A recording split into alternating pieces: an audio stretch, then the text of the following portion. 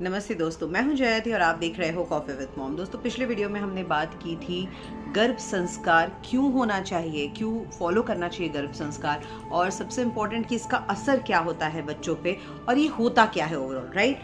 और उस वीडियो में मैंने बताया था कि इस वीडियो में यानी आज के वीडियो में हम बहुत ही डिटेल में बात करने वाले हैं गर्भ संस्कार के कुछ ऐसे नियम, कुछ ऐसे रिचुअल्स जो आप रेगुलरली फॉलो कर सकते हो गर्भ संस्कार के फायदे उठाने में। देखो दोस्तों, अगर मैं बात करूं पुराने ज़माने का, तो उसमें इतने ज़्यादा रिचुअल्स थे कि वो अभी मॉडर्न टाइम्स में हमारे लिए फॉलो करना उतना आसान नहीं है।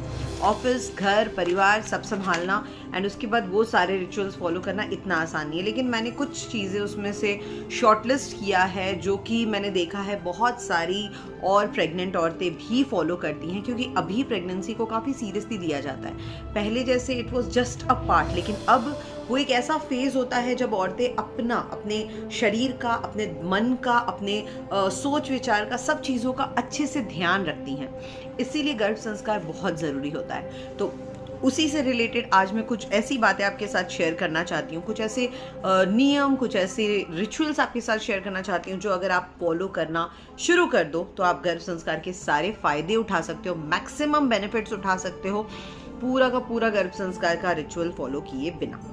ओके लेकिन आपको ये वीडियो बहुत आराम से देखना होगा, क्योंकि ये वीडियो थोड़ा लंबा होने वाला है, बिकॉज बहुत सारी बातें हैं शेयर करने के लिए, बहुत सारी चीज़ें हैं आपके साथ डिस्कस करने के लिए। सबसे पहले अगर मैं शुरू करूं कि गर्भ संस्कार का ये जो पूरा रिचुअल होता है, जो पूरा प्रोसेस होता है, ये कब शुरू होता है, तो देखा जाए तो पहले के ज़माने में ना, जब बच्चा आप कंसीव करते हो उसके भी 1 साल पहले से ये प्रोसेस शुरू हो जाता था।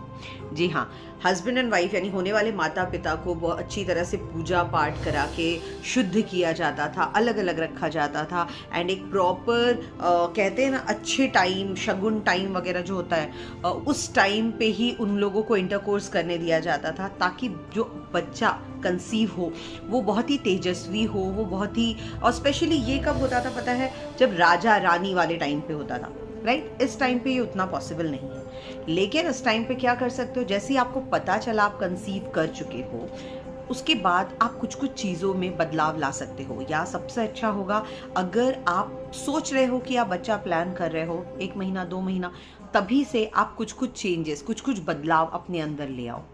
सबसे अच्छी बात जो मुझे इन रिचुअल्स की लगी, जो मुझे इन नियमों की लगी, वो ये है कि ये होने वाले बच्चे के लिए ही नहीं, बल्कि जो माँ है उसके लिए भी बहुत बेनिफिशियल है, उसकी लाइफ पे भी इसका बहुत अच्छा असर होने वाला है। ठीक है, तो इसलिए ध्यान से एक एक आपको सुनना है।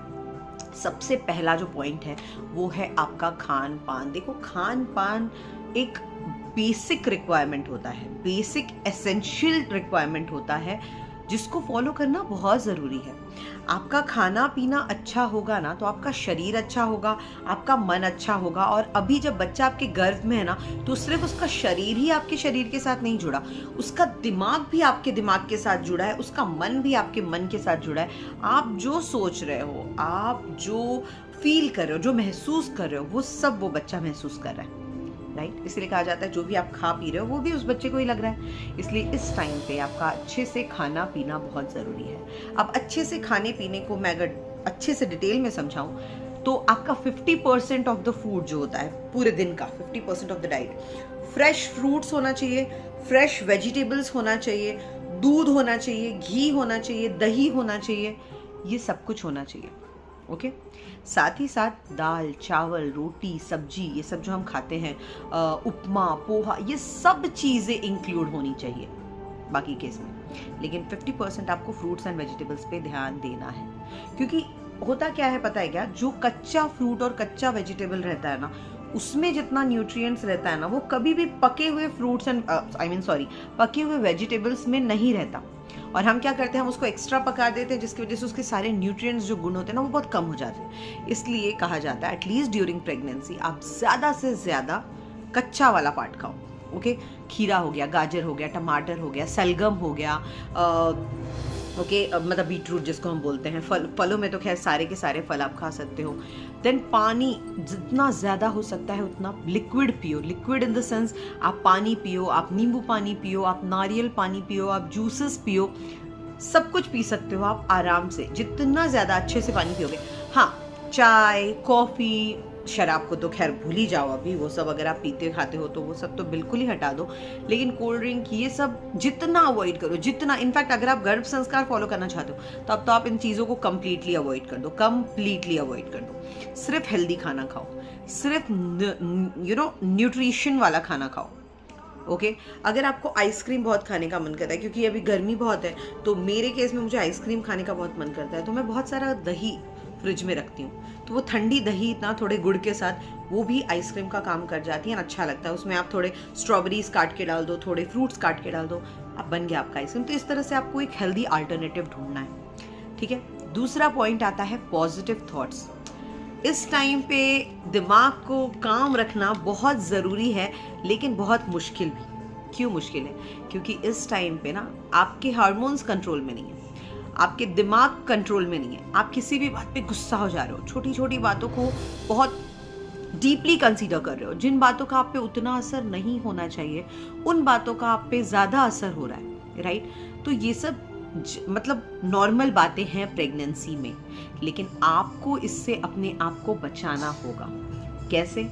उन लोगों के इर्द गिर्द रहो जिससे आपको पॉजिटिव वाइब मिलती है, जो लोग आपको पसंद है, इंपॉर्टेंट, जो लोगों के साथ आपकी अच्छी बनती है, जिनके साथ आप अच्छी बातें करते हो, प्रोग्रेसिव बातें करते हो, कंस्ट्रक्टिव बातें करते हो, उन लोगों के साथ रहो।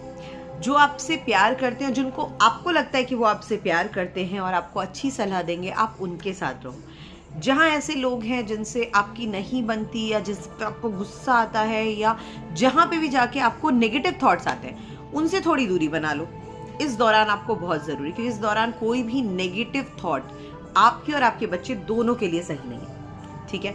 सबसे अच्छी बात रहेगी ना, आप अपने आप को किसी अलग तरीके के हॉबी में, पैशन में इन्वॉल्व कर लो, बहुत हेल्प करेगा ये आपको। कुछ भी, जैसे फॉर एग्जाम्पल मेरे लिए वीडियो बनाना मेरा हॉबी है, मेरा पैशन है। रोज़ जब मैं आपसे इस वीडियो के थ्रू बात करती हूँ, फिर जब आप मुझे कमेंट्स करते हो और मैं उसके रिप्लाई करती हूँ, मेरे लिए वो एक स्ट्रेस बस्टर होता है। लाइक जो भी टेंशन वगैरह भी रहता है ना, से गायब हो जाता है। जो भी मेरे मन में होता है, मैं वो वीडियोस के थ्रू आपके साथ डिस्कस करती हूँ, और इन वीडियोस के चक्कर में मैं नई नई चीज़ें पढ़ती हूँ, नई नई चीज़ें सीखती हूँ, नए नए प्रोडक्ट्स यूज़ करती हूँ। मेरा पूरा फोकस उसमें रहता है। साथ ही साथ शिवन्या तो है ही मेरे पास, मेरा अच्छा खासा स्ट्रेस बस्टर। लाइक उसको देखते ही एकदम रिलैक्स हो जाती हूँ मैं। तो ऐसी चीज़ें आपको ढूंढनी है जो आपको पॉजिटिव रखें, जो आपको काम रखें, जो आपको सेन रखें। ओके किसी भी नेगेटिव चीज़ से, किसी भी नेगेटिव इंसान से आपको दूर रखना है। कुछ लोग होते हैं जो हर एक की बुराई करते रहेंगे, जब आप उनसे मिलो किसी ना किसी की बुराई, उनसे दूर रहो, क्योंकि इस टाइम आपको कोई नेगेटिव बातें नहीं सुननी है, कोई नेगेटिव बातें नहीं सोचनी है। Alright, third is meditation. जी हाँ, मैं ये नहीं कहूँगी कि आप घंटों मेडिटेट करो, विच इज़ नॉट ईजी, ठीक है। लेकिन आप दिन में कम से कम 10 से 15 मिनट सुबह, 10 से 15 मिनट शाम को दे सकते हो, जब मौसम थोड़ा अच्छा रहता है। सिर्फ खुली हवा में जाओ, थोड़ी देर बैठो और ध्यान लगाओ। ध्यान क्या लगाना है आपको? अब लगेगा यार मेडिटेशन बहुत डिफिकल्ट चीज़ है, नहीं।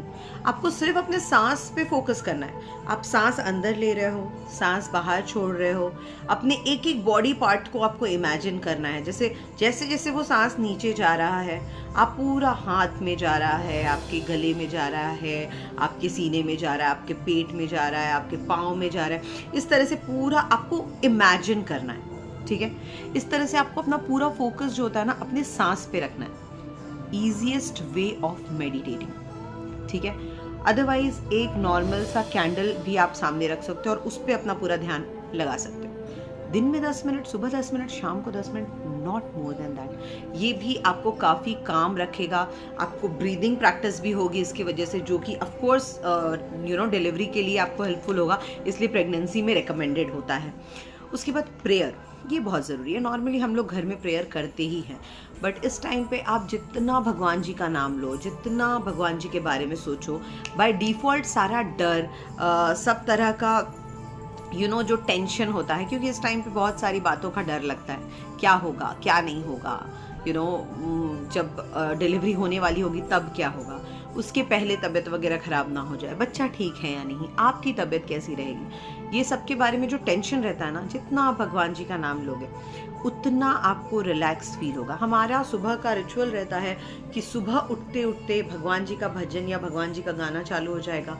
अभी भी अगर आप ध्यान से सुनोगे तो मेरे बैकग्राउंड में म्यूजिक चल रहा है, कामिंग म्यूजिक चल रहा है। उस कामिंग म्यूजिक में हम शिव जी की जो भजन होती है एकदम माइल्ड टोन में, जोर जोर से नहीं, क्योंकि सिर्फ उसकी वर्ड्स आपके मन में जाने चाहिए, जरूरी नहीं कि साउंड दूसरों को भी परेशान करे। तो वो चलता रहेगा ताकि आपका दिमाग शांत रहे। ये सबसे इंपॉर्टेंट बात है पूरे के पूरे गर्भ संस्कार प्रोसेस में, ठीक है। तो जितना ज़्यादा आप प्रे कर सको, प्रेयर का मतलब मैं पूरा का पूरा प्रोसेस वाला प्रेयर नहीं बोल रही हूँ, लेकिन भगवान जी को याद कर सको, भगवान जी का नाम ले सको, जो भी भगवान जी को आप मानते हो, कोई गुरु को अगर आप मानते हो तो कुछ भी जिस पे भी आपको विश्वास है उसके बारे में सोचो, उनका नाम लो, उनको याद करो, तो आपको काफ़ी चीज़ों का जो डर अंदर होता है या टेंशन होता है उससे आप छुटकारा पाते हो। कामिंग म्यूजिक, अभी जैसा मैंने कहा, ये कामिंग म्यूजिक जितना ज़्यादा चल रहा है उतना ज़्यादा अच्छा है। आप फ़ोन पे जब नॉर्मली टहलने जा रहे हो बाहर, आप कान में लगा के इसे सुन सकते हो इसे सुन सकते हो, कंटिन्यू सुन सकते हो, ठीक है। आप जैसे अलेक्सा वगैरह अगर घर पे है या कोई भी म्यूजिक सिस्टम घर पे है, उसमें ये लगा के छोड़ दो बस, नॉर्मली बाकी अपना दिन का काम करते रहो, वो चलता रह रहा है। आपका दिमाग पूरे काम में है, आपके कहीं ना कहीं उसमें जा रहा है ना, वो आपको बहुत रिलैक्स करेगा। कामिंग म्यूजिक सोने के पहले अगर आप आधे घंटे रोज सुनने की आदत डालो, आपको इतनी अच्छी नींद आएगी ना कि आप खुद बिलीव नहीं कर पाओगे, ठीक है। नेक्स्ट रहेगा थोड़ा बहुत एक्सरसाइज। मैं ज़्यादा एक्सरसाइज की बात कभी नहीं करती, स्पेशली इस दौरान, क्योंकि कई बार औरतें होता है, अभी हम अगर इंस्टा वगैरह पे भी देखेंगे, फेसबुक वगैरह पे भी देखेंगे, तो बहुत डिफ़िकल्ट सा एक्सरसाइज योगा बताना शुरू कर देते हैं, जो कि ज़रूरत नहीं है इतने करने की। आप नॉर्मल वॉक कर लो आधा घंटा, आप थोड़ा बहुत योगासन प्रैक्टिस कर लो, आप पानी में, अगर गर्मी है तो अगर आपके आसपास स्विमिंग पूल है तो आप पानी में थोड़ा एक्सरसाइज कर लो, उससे आपका बॉडी का टेम्परेचर भी डाउन होगा और आपको एक बहुत ही अच्छा इफेक्ट होगा, स्पेशली गर्मी में, राइट। आप थोड़ा बहुत एक्सरसाइज घर में कर सकते हो, फ्री हैंड एक्सरसाइज। बस ध्यान रखना है पेट के बल और पीठ के बल आपका कोई एक्सरसाइज नहीं होना चाहिए, और कोई ऐसा एक्सरसाइज नहीं होना चाहिए जिसमें आप कोई भी रिस्की पोजीशन पे हो कि गिर सकते हो या एक्सीडेंट हो सकता है। अगर आपको लग रहा है कि ऐसा कोई भी पार्ट है तो आस कोई ना कोई आपके साथ रहे, ठीक है। आप ये प्रेगनेंसी के एक्सरसाइजेस आप आराम से ऑनलाइन देख सकते हो, आप उसे फॉलो कर सकते हो, या फिर बहुत जल्दी मैं भी इसका एक कंप्लीट वीडियो बनाने वाली हूँ। जो एक्सरसाइजेस मैं फॉलो करती हूँ वो एक्सरसाइजेस मैं आपके साथ शेयर करने वाली हूँ। इनमें काफ़ी एक्सरसाइजेस ऐसे भी हैं जो आपको नॉर्मल डिलीवरी होने में हेल्प करेंगे, ठीक है। सो ये थ्रू आउट आप कर सकते हो, ज़्यादा नहीं, 15-20 मिनट दिन में, आधा घंटा वॉक कर लो, 15-20 मिनट एक्सरसाइज कर लो, दिन का 40-45 मिनट्स आप अपने हेल्थ के लिए, अपने बेबी के हेल्थ के लिए दे सकते हो, राइट। इसके बाद आता है गुड बुक्स, बहुत ज़रूरी है। अगर आपको, मैं ये नहीं कह रही हूँ कि बुक पढ़ो तो एकदम लर्निंग वाली कोई बुक पढ़ो या प्रेगनेंसी से ही रिलेटेड बुक पढ़ो, जी नहीं, जो बुक आपको अच्छी लगती है, लेकिन कामिंग वाली बुक। ऐसा नहीं हॉरर स्टोरी पढ़ रहे हो या क्रिमिनल या वो होते हैं ना वैसी वाली स्टोरीज पढ़ रहे हो, थ्रिलर वगैरह, मैं उन स्टोरीज़ की बात नहीं कर रही हूँ। आप चाहो तो आप हमारी जो माइथोलॉजिकल स्टोरीज़ हमारे इंडिया में इतनी ज़्यादा हैं, आप उन्हें पढ़ सकते हो। अगर आपको पढ़ना पसंद नहीं है तो आप ऑडियो बुक सुन सकते हो, ऑडिबल का लिंक मैं डिस्क्रिप्शन बॉक्स में दे दूँगी, आप आराम से ऑडियो बुक सुन सकते हो। एंड मैंने ऑलरेडी एक वीडियो बनाया भी था प्रेगनेंसी से रिलेटेड बुक्स, अगर आप पढ़ना चाहते हो तो 5 ऐसे बुक्स और उनका ऑडिबल लिंक भी, और उनका अमेजोन पे जो बुक आप खरीद सकते हो उसका लिंक भी, तो आप वो भी पढ़ सकते हो, ठीक है। मेरे हिसाब से सबसे अच्छी रहती हैं जो परियों की कहानियाँ रहती हैं ना, लाइक मुझे वो अच्छी लगती हैं, वो या फिर माइथोलॉजिकल स्टोरीज जितनी हो सकती, क्योंकि उनमें बड़ी पॉजिटिव बातें होती है, उनमें बड़ी पॉजिटिव सी एक फील होती है, सो इसीलिए वो अच्छा लगता है। जो भी बुक आपको अच्छी लगती है, अगर आप लव स्टोरीज में इंटरेस्टेड हो आप लव स्टोरीज पढ़ सकते हो, अगर आप दुनिया के बारे में जानने में इंटरेस्टेड हो, अगर आप कुछ जैसे स्पेस के बारे में जानना, तो वैसी बुक पढ़ो जो बुक आपको अच्छी चीज़ें सिखाएं। कोई भी मार धाड़ वो सब चीज़ें आपको अवॉइड करनी है, ऑलराइट। एक सेकेंड, ओके। घी, जैसा कि मैंने आपसे डाइट की इसमें बात की थी, घी खाना इस बार इस टाइम पे बहुत ही अच्छा माना जाता है, लेकिन एक हर्बल घी आता है वो ज़्यादा अच्छा माना जाता है, वो आपको किसी भी फार्मास्यूटिकल शॉप वगैरह में मिल जाएगा। मैंने ट्राई नहीं किया है लेकिन मैंने इसके बारे में सुना है, सो अगर आप ये ट्राई करना चाहते हो तो कर सकते हो। अदरवाइज़ आपको कुछ चीज़ें जो है ना थोड़ा से टाइम टेबल में लानी पड़ेगी। जैसे सुबह खाना आपका टाइम टू टाइम हो, रात को बहुत देर तक खाना ना खाएं, रात को बहुत देर तक जगे ना, क्योंकि उसका असर भी बच्चे और आपके दोनों के मन पे अच्छा नहीं होता, ठीक है। एंड जितना भी टाइम आप जगे हो, जितना भी टाइम आप सोए नहीं हो, नींद में नहीं हो या एक्टिव हो, उतने टाइम में आप कुछ ना कुछ अच्छी चीज़ें करो, अच्छी चीज़ें सोचो। बाहर बैठ के ना, जैसे गर्मी है तो चिड़ियों के लिए आपने पानी और कुछ दाना रख दिया, जब वो चिड़िया आके उस पानी और दाने को खा रहे हैं तो आपको बहुत अच्छा लगेगा। नीचे आपने नीचे इन द सेंस घर के बाहर आपने एक छोटे से ऐसे तसले वगैरह में पानी रख दिया, जिससे जो जानवर बाहर घूम रहे हैं जिनको प्यास लगेगी वो आके खा सकते हैं। आप चाहो तो थोड़ा खाना भी रख सकते हो अगर आप रख पाओ तो, अदरवाइज थोड़ा बहुत उनको पानी ही मिल जाए, दैट इज फाइन। ये छोटी छोटी चीजें करने से ना आपको खुद को, दिल को बहुत सुकून मिलेगा। ट्राई करके देखिए। तो इस टाइम पे गर्भ संस्कार हम जो फॉलो करना चाहते हैं उसमें ये कुछ चीजें हमें ध्यान रखना है। पहला, मन को शांत रखना है, मन में सिर्फ अच्छे विचार आने चाहिए ऐसा रखना है, और कुछ ना कुछ अच्छा करना है, अच्छा बोलना है, अच्छा सुनना है एंड अच्छा सोचना है, मोस्ट इंपॉर्टेंट। क्योंकि अभी आपका सोच ही आपके बच्चे का सोच बनेगा आगे। और ये नहीं, ऐसा नहीं है कि अभी आपको ये चीज़ें करना है और जब बाहर आ जाएगा then you will be back to normal. नहीं, इसे आदत बना लो। क्योंकि बच्चा ना अंदर सिर्फ बीज जाता है उसके सर में, उसके दिमाग में, उसके मन में। जब वो बाहर आता है एंड उन्हीं चीज़ों को कंटिन्यू देखता है, सोचता है, सुनता है, तब जाके वो जो बीज होता है वो पौधे का रूप लेता है। एंड जो बच्चा, जिसको आप जो संस्कार देना चाहते हो, जो गुण उसमें सिखाना चाहते हो, उसमें डालना चाहते हो, वो सबको वो अच्छी तरह से अब्जॉर्ब करता है और उसके साथ ही बड़ा होता है, ठीक है। तो ये चीज़ों का हमें ध्यान रखना है। Thank you so much. और अगर आपको हमारा वीडियो पसंद आए तो प्लीज़ लाइक बटन ज़रूर प्रेस कीजिएगा, और कोई भी क्वेरी हो तो आप हमसे पूछ सकते हो कमेंट सेक्शन में। Thank you so much.